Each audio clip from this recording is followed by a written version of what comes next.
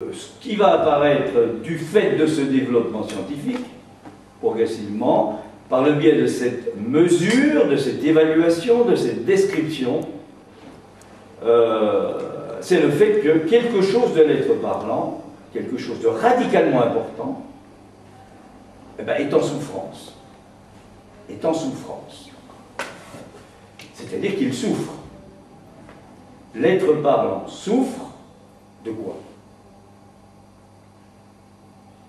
Ce que peut répondre le discours analytique, il souffre du fait que ce qui est en jeu dans le discours analytique, c'est le fait de parler. Le parler, ce n'est pas la parole. Le parler. C'est-à-dire qu'il y a dans le parler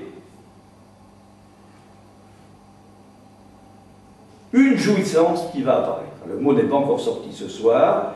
On pourrait dire que ce que les scientifiques ne peuvent pas prendre en compte, les scientifiques, je fais un lapsus, ce que le discours scientifique ne peut pas prendre en compte, c'est le fait qu'il y a quelque chose qui est incalculable, incalculable, et ce qui est incalculable, c'est la dimension de la jouissance.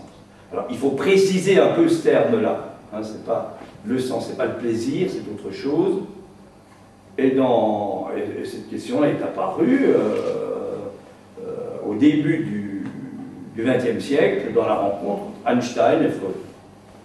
Warum Krieg, toutes les explications de Freud sont tout à fait intéressantes, mais en fait, ce qui est en jeu, ce qui fait que une armée, finalement, va gagner, on pourrait dire, c'est le fait que ceux qui constituent cette armée, qui sont au commandement, qui obéissent, ils n'ont pas à réfléchir, hein, qui obéissent au commandement de, on va dire, de ce qu'on appelle nous le S1, c'est-à-dire du chef, eh bien, ils jouiraient plutôt de mourir.